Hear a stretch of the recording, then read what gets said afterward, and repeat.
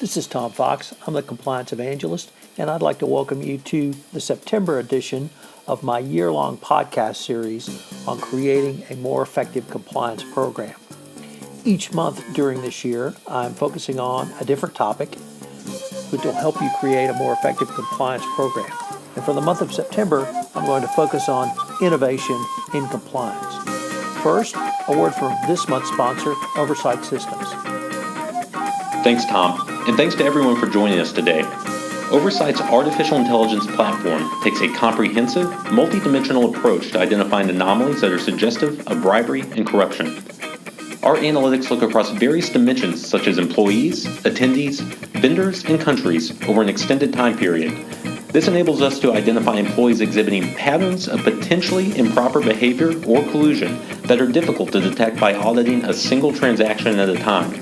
Based on the analysis, employees or vendors engaged in risky behavior are presented in a risk-ranked format for easy examination. Remediation activities and the underlying root causes are automatically documented to drive continuous improvement. Oversight clients can easily demonstrate to the board, and if ever necessary to the regulatory authorities, that proactive monitoring of business transactions for anti-bribery and corruption risk is an integral part of company operations. With Oversight's Insights on Demand, you can have a best practice approach to identify possible violations in travel and entertainment and procure-to-pay programs. For more information, visit us at oversightsystems.com. Innovation indeed. I hope you will join me for the entire one-month series on innovation. I'm going to take a look at artificial intelligence, social media, leadership, and structural innovations.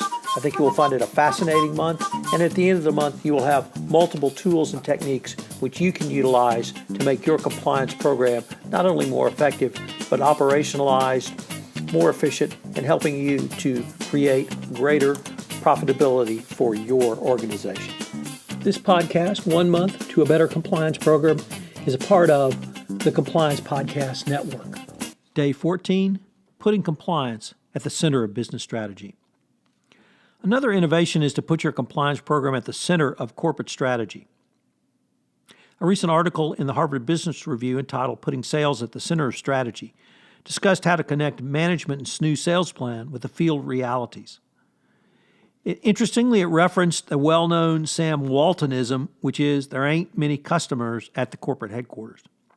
If you and your team cannot make crucial connections between sales and strategy, then no matter how much you invest in social media or worry about disruptive innovations, you may end up pressing for better execution when you actually need a better strategy or changing directions when you should be focusing on the basics of the field.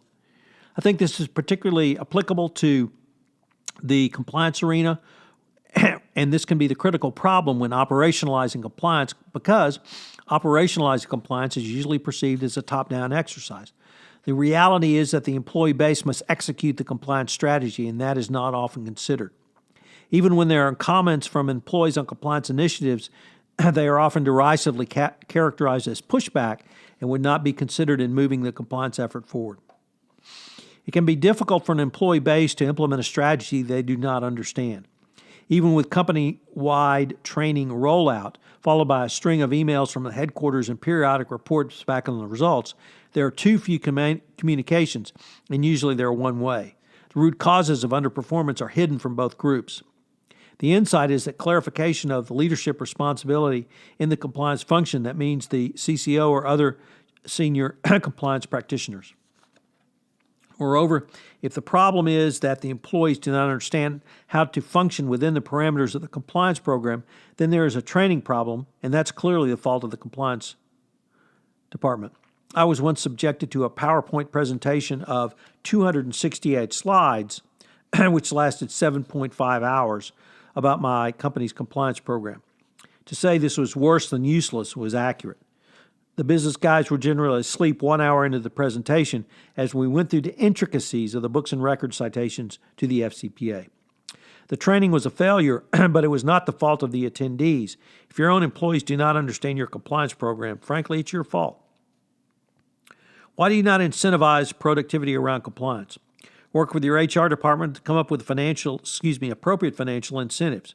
Many companies have found ad hoc financial awards which they present to employees to celebrate and honor outstanding efforts.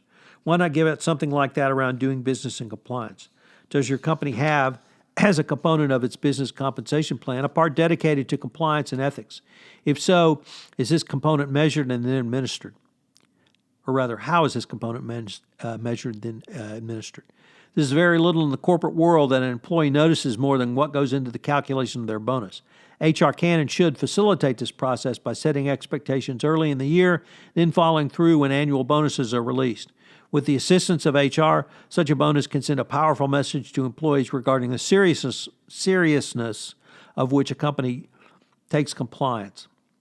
There's nothing like putting your money where your mouth is for the people to stand up and take notice. And those people are your employee base. But you can also consider the same concepts around your sales agents on the or agents on the sales side, and indeed your third-party vendors who come into your company through the supply chain.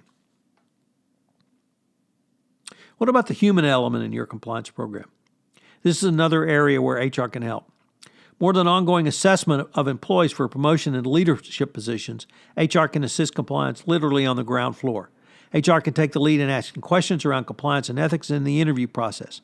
Studies have suggested that certainly Gen Y and Gen Xers appreciate the inquiries and want to work for companies that make business ethics as a part of their discussion, and indeed as a part of their company profile going forward. By having the discussion during the interview process, you can not only set expectations, but you can also begin the training process on compliance. However, this approach should not end when an employee is hired. HR can also assist the compliance effort by tracking employees through their company career to identify those who might perform highly or have high performance in a compliance metric. This can also facilitate the delivery on more focused compliance training to those who may need it because of changes in compliance risks during their career. Most C-suite executives know the value creation levers, but too few understand and operationalize the factors that affect them.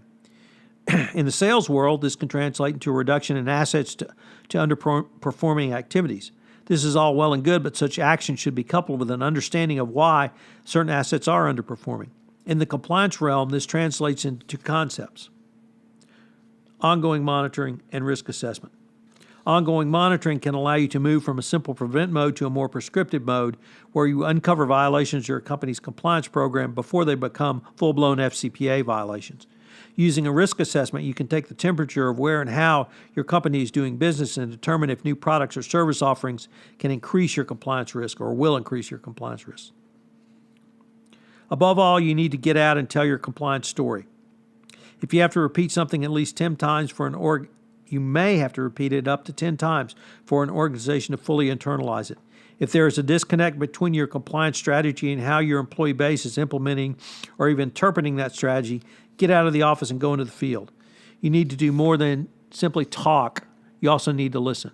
By doing so, you can help align your company's compliance strategy with both delivery, execution, all in the field. So what are today's 3 key takeaways?